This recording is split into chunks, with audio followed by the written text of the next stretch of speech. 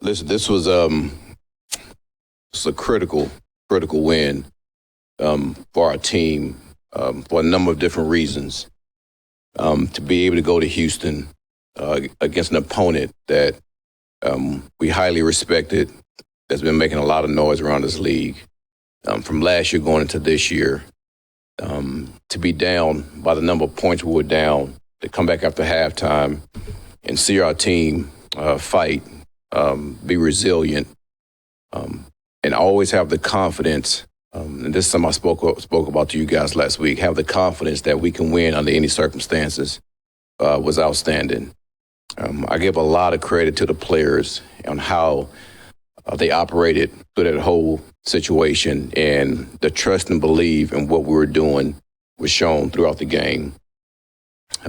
There's a number of guys that stand out in that game, but the one guy that stood out more to me than anybody, and this is going to sound a little funny of me saying this, but is our quarterback. Man, for him to go through what he did and to be able to take this team under his wing and drive the ball and score the touchdowns that we needed and make the critical plays that we needed to give us a chance to win that game was outstanding. He didn't blink. And that's the one thing that showed up more than anything is the leadership, the toughness, the ability to take a team on his back and go win a game was outstanding to see. So a lot of kudos to our quarterback. Other defensive players that stood out, Pascal had an outstanding game. He's steady growing in his role. And he did some really good things in the run and pass game. James Houston showed some promise in the things that he did. And I'm talking about the role players that we expect to come out and do some things. And he's going to continue to improve. And that was good to see him, not just in a pass rush perspective, but the way that he played the run also was really good. So, listen, we're on to another opponent that has a ton of talent on both sides of the ball.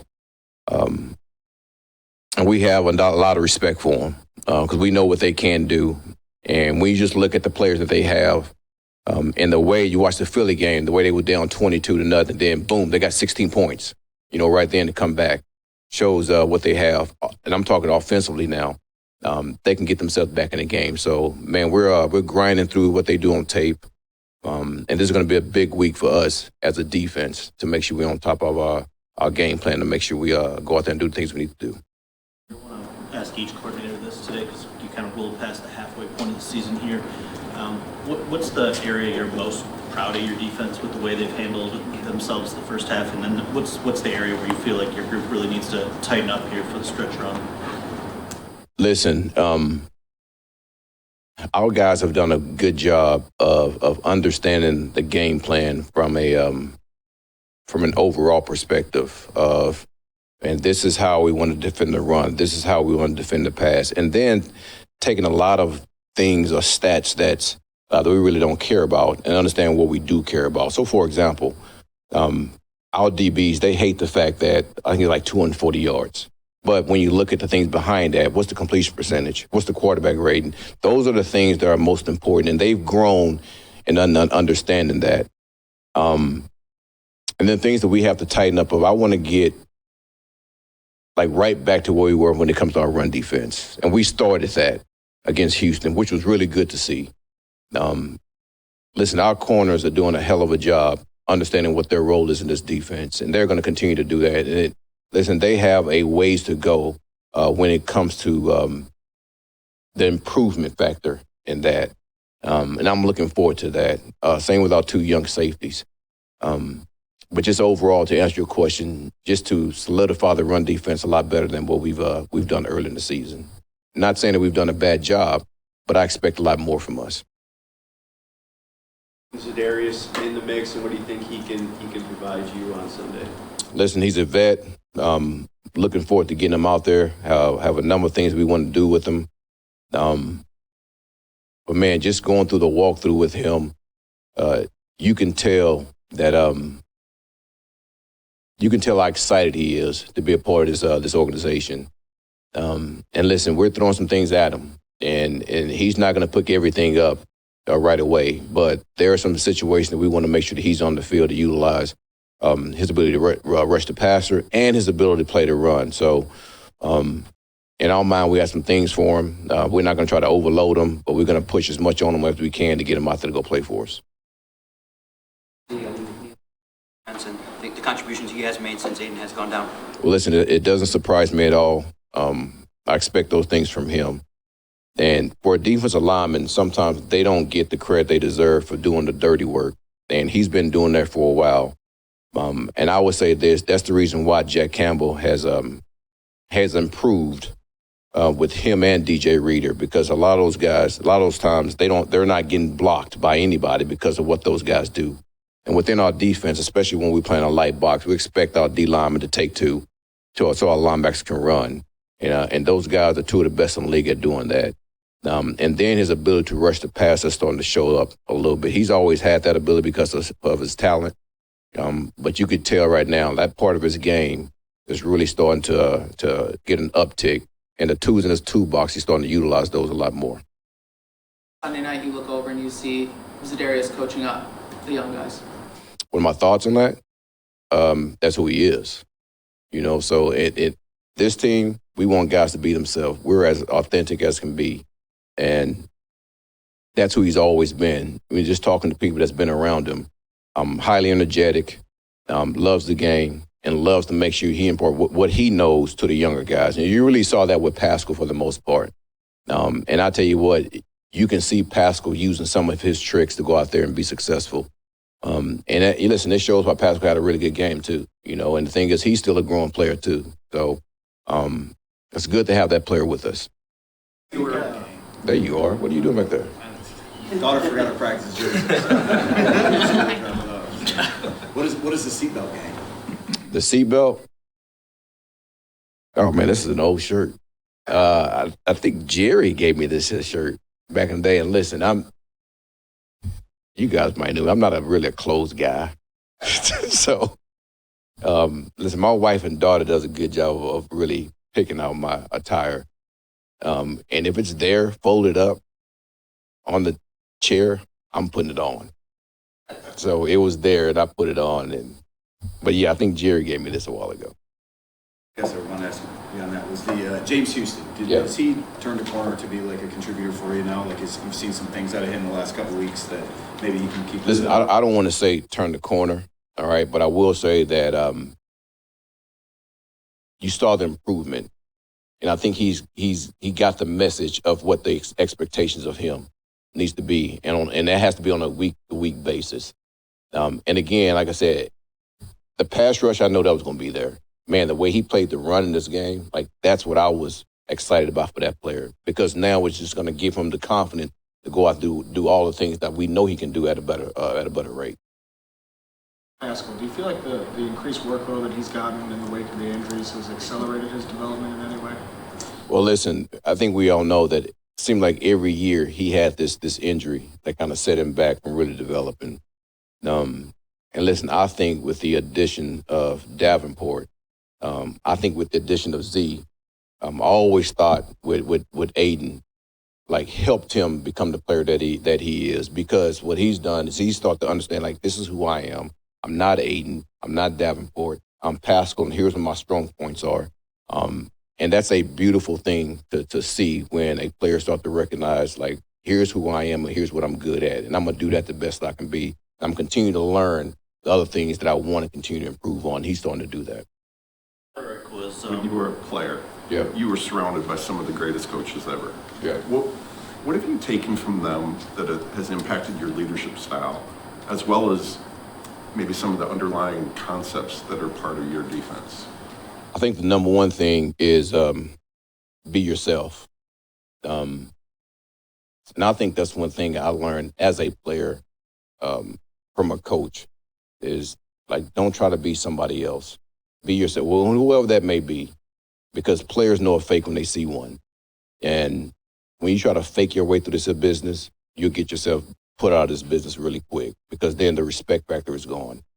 And when it comes to leadership to me comes down to one word, and that's influence. Like, how are you influence the players? How are you influence the coaches that are around you? Leadership is not me sitting up in front of the players giving this rah-rah speech. They've heard that before. It's how I'm influencing those guys. So those are the things that I take. Line from like some of those defenses to now, or is it just so different? Defense as far as what I've been a part of? Or the underlying strategy? Schematically? Oh, absolutely. I was with Rex Ryan when I was with the Jets there as a scout. And then going to Cleveland, Mike Pettin was on the Rex Ryan tree. So there's a lot of things that I do, especially on third down, that comes from the Rex Ryan tree. And then being in New Orleans for the 6 years I was there, there's a number of concepts that we use there. And a lot of that comes from Dennis Allen, Greg Williams, that tree right there. So, and I've just put those things together and try to build my own. This is more of a global question. Yep. I'm just wondering, as you sit here today, how do you feel like you're a better defensive coordinator than you were in 2021? And that was a question that was asked last week, if I can recall. And being able to understand offensive coordinators has helped me a ton. And I spent a lot of time throughout the years, since 2021, going to visit offensive coordinators and just talking to them on how they see the game and how they prepare for a game. And that has opened my eyes on how I should prepare for a game. And the other thing is, I'm always eager to learn. And there's a number of college coaches that I've went and visited from a defensive perspective, just to understand their thought process of the game. And listen, there are some concepts that they have that I would never use, but it's good to sit there and listen to them and get the why behind why they use them. Because at some point, hell, I might use it, So there's a lot of information that I've gathered throughout the years to help me be not just a better defense coordinator, but a better coach. And that can be understanding offense, special teams across the board. Roderick Martin. Yeah. It seemed like the consistency was picking up there toward the end of camp. Yeah. It's a pretty long layoff. You got another week to kind of decide what to do with him. But in the 2 weeks you've seen him in practice, how has he kind of maybe picked up from where he left off there at the end of camp? Listen, that's a tough situation for any player, especially at that position because of the physical nature of that position. Listen, he's a big man. He's a big man with long arms, something we require here to play that position. But being able to go through the physical task of doing those things on a day-to-day basis is something that he's got to get back to. And I would never put a guy out there that hasn't had a chance to practice and feel that. It was the same situation with DJ Reader coming off his injury. That there were times we just had to get him out there against some of those bigger guys that we have and just make him feel like, what is it going to feel like taking on double teams? What is it going to feel like getting that bump block and being able to recapture your gap? So those are things that we have to see with him as he goes through this process. But listen, we all know what type of player he is, and we knew where he had to improve to be a part of what we're trying to do. And we hate the fact that it happened because we did think he was improving. So that clock has to start right back over with him, and it starts with him going out there and practice. Okay. Those were two really important pressure cooker kicks, and to make them had to be impressive. Yeah, the performance was obviously big time. It was incredible. It was fun to watch. No, I feel the exact same way about him as I have really from the beginning. He's still a developing player. He's going to continue to get better. He's still got things to work on. We wanted those balls right down the middle, not on the edge of the uprights.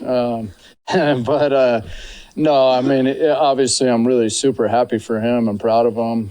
He's just kept his head down, and he's really focused on himself and what he's doing. And he's really a great example of that. And he's just worried about that because he's obviously had a bunch that he's had to work on and focus on and improve. And he's really focused on that. He's not worried about anything else. He's just taking care of his job. And I think that's a big part of his success so far. But obviously really happy with where he is. I'll say the same thing I said at the very beginning of the year. He's going to have some ups and downs, and it's obviously been a lot of ups for us so far. But at that position, that's how it goes. And you can't really get caught up in the outcome. You just got to stay focused on your process and what you're doing and how you prepare and how you're hitting the ball, trying to improve your ball contact and placement every rep and go from there. So.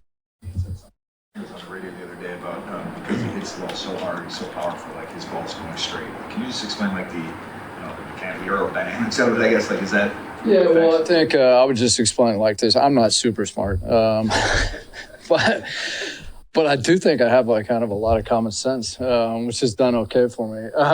But I said Arizona education.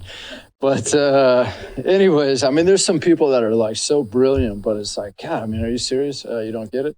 So I think the easiest way to say that, like the guy hits the ball so hard, not a lot affects it. I think the easiest thing to say it would be like this. If the ball is traveling 100 miles per hour, a little wind from the side is not going to do very much. But if the ball is traveling 5 miles per hour, that wind is now going to move the ball a whole lot more because it's got less velocity. The aerodynamics or science behind that, I have no idea. But I do know that's a fact. So the challenge that happens for guys is as the short kicks, the wind doesn't affect them very much. But as you back up, now the velocity on the ball is starting to decrease as it gets closer to the uprights. And now that wind that's hitting it from the side is starting to blow it out of there at a much higher rate. If that ball is traveling at a high rate of speed or velocity, it'll just cut right through it and continue to carry on straight until that ball starts to slow down. So a big leg guy, the ball's not slowing down as early as a guy with not as much leg. Probably the easiest way to say it. We're at the top of the league in almost every metric statistically. I'm just wondering, at the halfway point of the season, where are you most happy with the way your groups have performed, and what's the area you need to tighten up here down the stretch? Yeah, I think it's a great question. The one thing that we do is say every week, how can we improve? And that's all the way across the board, starting with myself. What are the things I can do better? And the first team that we look at is always our team. And then we go into each phase and we look back at our team again. And we're constantly evaluating ourselves because it's the most important team and it's who we can control. So I would say, number one, we're really always doing that. But in terms of the things that I think that we've done the best is, and I'm going to say this, you're not going to love it, but is we've won 8 games. And we've been a part of winning 8 games. And the things that we've done the worst is we were a part of losing one of them. And I really mean that. I think, and I say that because I do think that inside this building, one of the things that we do an incredible job of, and not every building does this, a lot of buildings get caught up in the, how are you performing in this area? How are you performing in that? Is it good enough? Is it good enough to compare to around the league? And what we focus on in this building is how can we win this game this week? And we really don't care how it happens. And because we focus so hard on finding a way to win that game against that matchup with this team, we find ways to win in a lot of different ways. I really believe that. Where there's teams that I've been a part of where it's more about like, hey, how come your net punt's not very good? Or how come your punt return's not as good?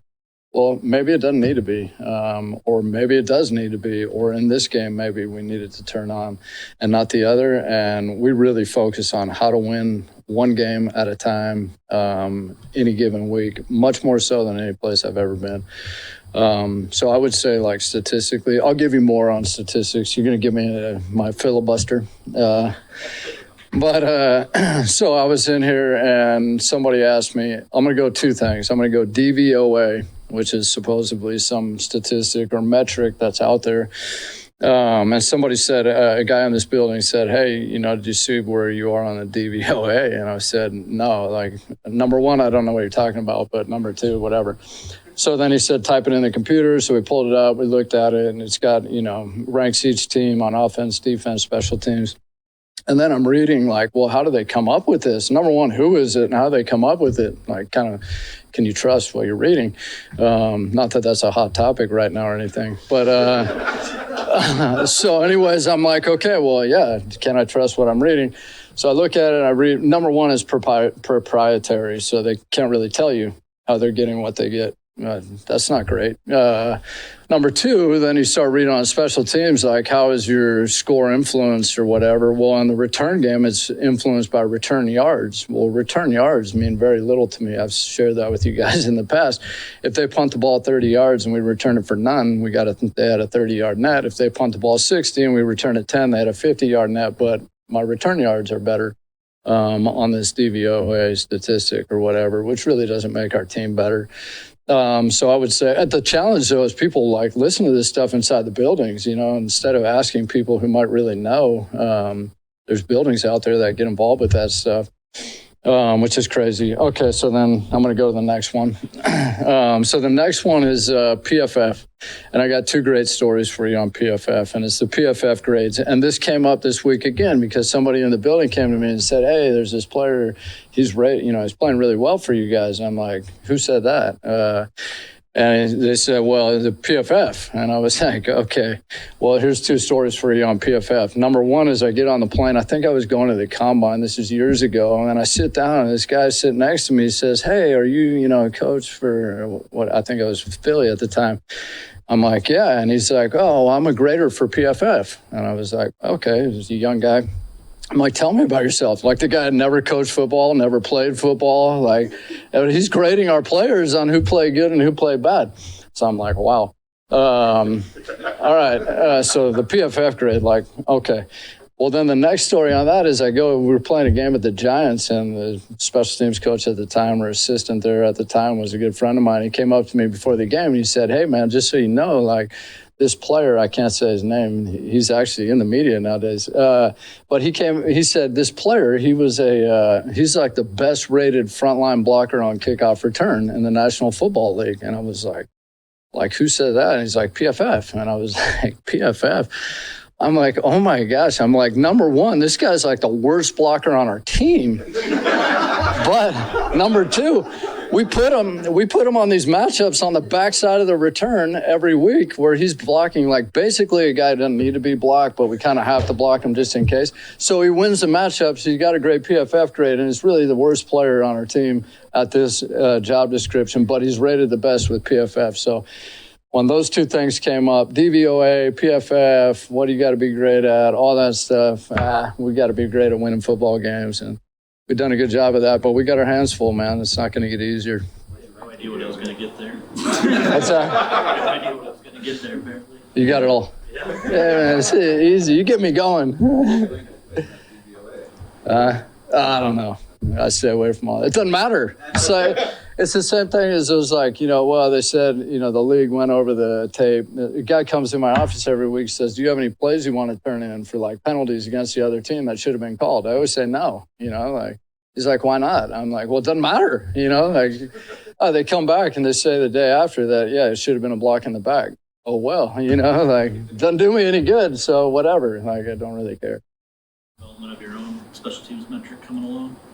Oh, I do. I really like it, actually. I think we're out in front. I'm excited about it. I would compare it to, like, polling. Like, I think our number is going to be right on at the end of the thing. It is definitely proprietary. I don't know how to get around that, but at least I have some validity as, like, well, this guy's actually coached it before.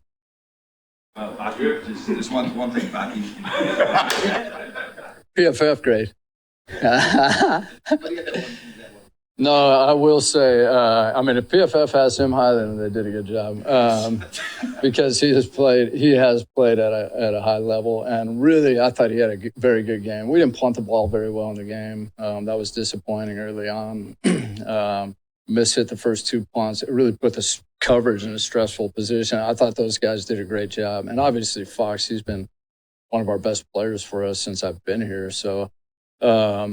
Anyways, but I thought the coverage did a great job. Vaki did a great job. He had a nice hit on that one. Zeke Turner did a nice job on the other one at minimizing the damage there on those plays. And then Fox came back around. He hit a nice one on his third punt, and then he pinned him down late.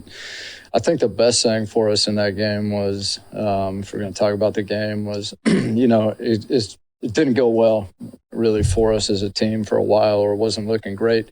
Obviously, those guys hung in there. They kept chipping away. And then really in the time that it mattered, at the end of the third quarter, we have the punt, and we pin them down at the 9-yard line. And then the sequence after that is they go 3 and out. They punt the ball back to us. We go down and score a touchdown. And then we trade off. We end up kicking the 58-yarder, and then they end up missing the 58-yarder, and then we come back and hit the 52-yarder at the end. So we ended up finishing strong as a team, really, in all three phases and finding a way to win the football game. It seems like Jake just really calm in those pressure-packed moments. When did you sense that he had like the right disposition to thrive in spots like that? Yeah, so I'll just give you a story with him and like his focus or concentration on game day. Every player that you coach is different. I think a lot of times coaching that position, people overcoach those guys all the time. They get in their way. It's a position to me where less is a lot more. And as long as you can kind of make everything around them as good as you can, the snap, the hold, and you really try to help that guy that way is probably more valuable in like my time and energy than giving him too much. Everybody's got a different stroke. Everybody's got a different technique or way of going about it. So I am definitely less is more with that position in general. But to get back to the story, so we're in the preseason and I'm getting to know him, and we're in the middle of a preseason game and I go up to him to say something and man, you could tell like he wanted no part of nothing at that moment. Like he was so locked in and focused. And then I kind of watched him more, in his pregame. I mean, he doesn't talk to anybody. He stays locked in. He's obviously focusing. You would have to ask him on whatever he does, and he's got his way about it.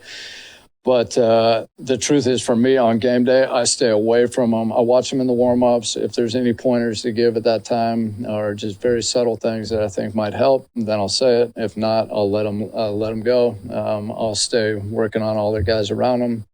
And then, but the rest of it's on him. So really I credit him for being highly focused and highly concentrated. And obviously he's done a great job. All right.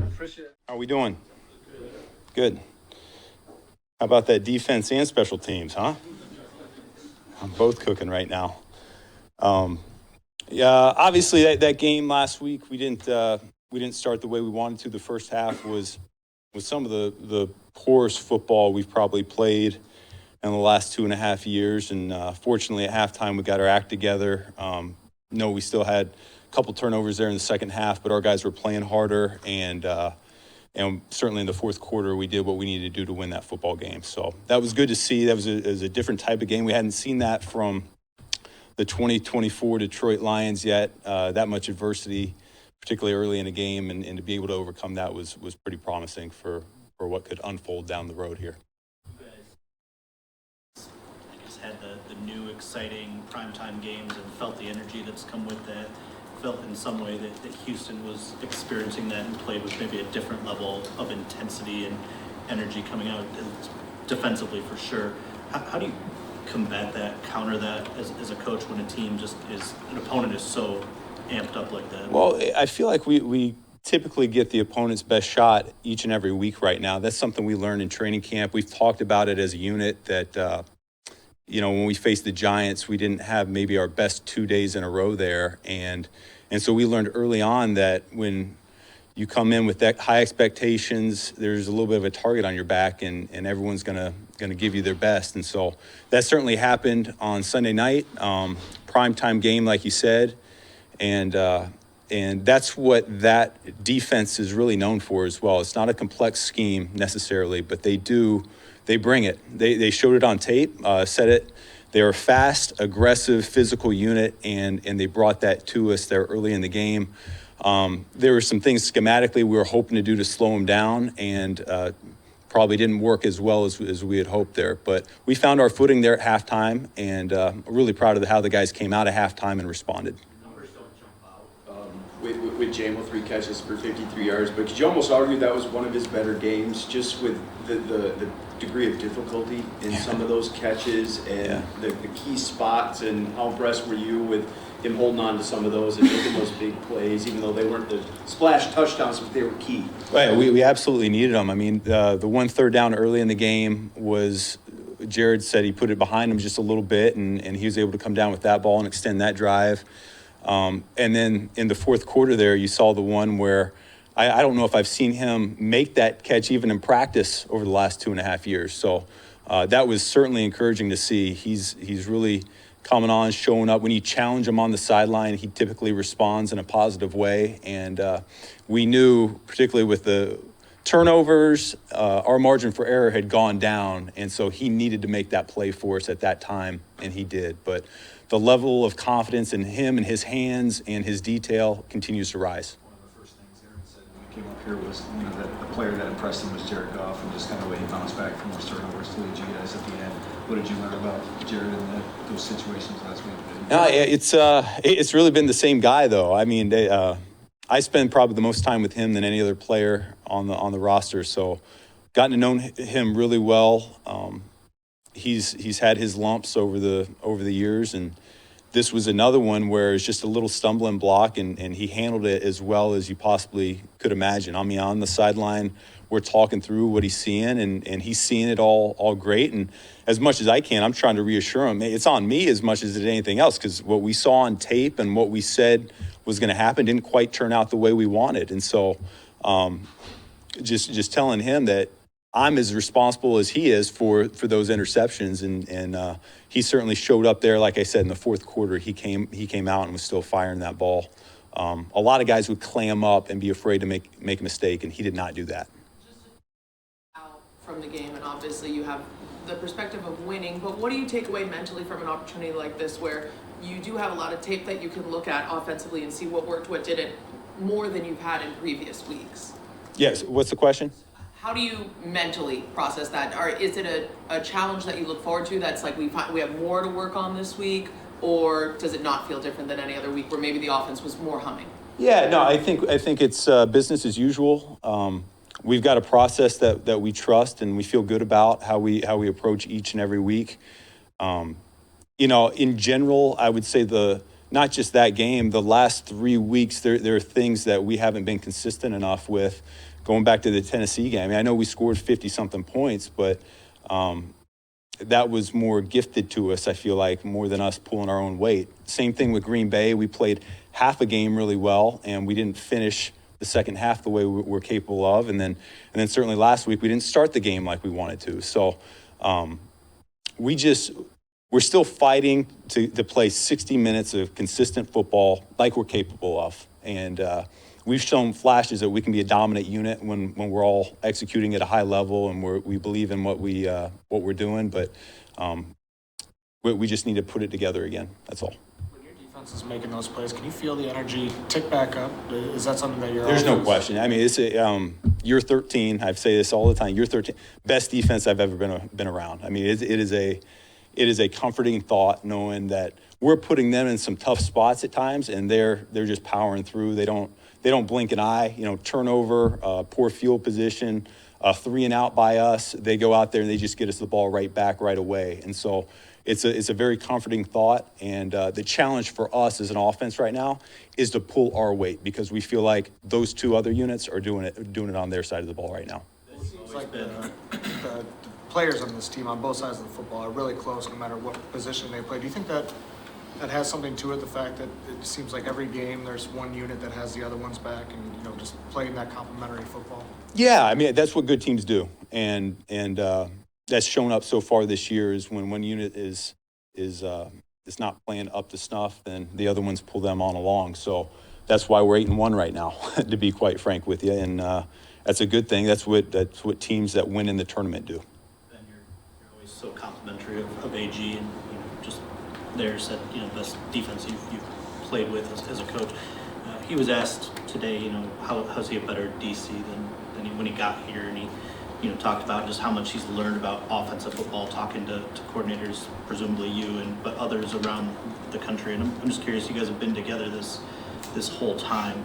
How does that relationship work with talking to each other and learning, I guess, the alternative perspective in shaping your schematic understanding, I guess? Yeah, I mean, it feels like every year in springtime and camp, they've shifted philosophies a little bit over the last 3 years, and a natural evolution of who he has on their side of the ball. You could kind of tell early on in camp that they were going to be really potent this year.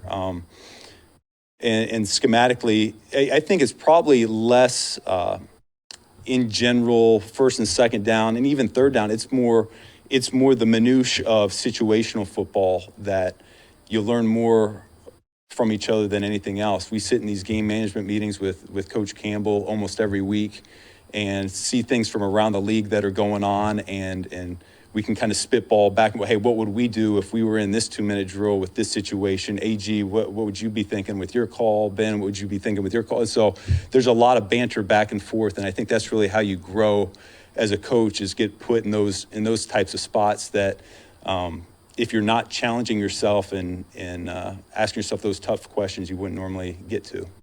What was your assessment of how Skipper did filling in for Taylor Decker? Up and down at times, but he fought his butt off, just like we knew he would. You know, there were a couple times he got edged, but and in the run game maybe didn't get his responsibility, but overall was not unpleased with how he played. Up front, it was kind of shifted around to whether it was the pass protection or the run game, what little piece was off. You know, Panay didn't play his best half there in the first half. A couple times in pass pro. I know Graham got on one of the third downs, so it was kind of all over the place there. And then they came together and played well there in the second half. When you mentioned just challenging J-Mo on the sidelines, what does that look like? What does that sound like? And was that like a personal challenge that you issued him on Sunday? Well, the one that I think it was the last interception we threw up. You know, he came to me, he's like, hey, was my angle right? And I was like, no, it wasn't right. It's not what we had talked about. But the ball's going to come to you in the fourth quarter here, and we need you to make a play. And, you know, he responded to that call just like that. So there's I think that happens within practice, that happens in the meeting room, and it certainly happened on game day last week for us.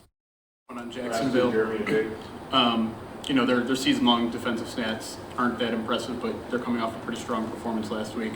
Just kind of curious what you saw on tape, if they did anything different, or if they're just kind of starting to click. Yeah, I think you're seeing the coverage start to tighten up.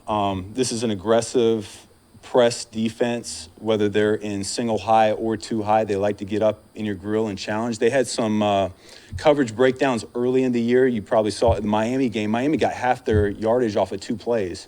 And so they've given up some explosives. They limited that to a larger degree last week, and they played good red zone defense and held them to field goals. So talented unit, got a lot of respect for their defensive coordinator, good scheme, coaches them hard, and they have talent at all 3 levels all across the board. So you got to take the rankings with a little bit of a grain of salt, because if you fall asleep on a team like this, they'll come out and embarrass you in a hurry. Played some really good football for a long time. He seems to be in a stretch here where he's playing exceptional. I don't know, as good as ever. Is there a health-wise, is that, or is there something else that maybe is contributing to him just being, you know, on top of his game? Yeah, I mean, I think he probably feels good. I don't know. You'd have to ask him that one. Probably as good as you could feel mid-season right now, but he's mastered everything we've thrown at him mentally in terms of identification. He is the quarterback of the offensive line, of the blocking unit for sure, and I think there's a comfort level to go with that. And I agree with you. He's playing some of his best ball of his career right now. Won the game ball last week as a result of that. Thank you.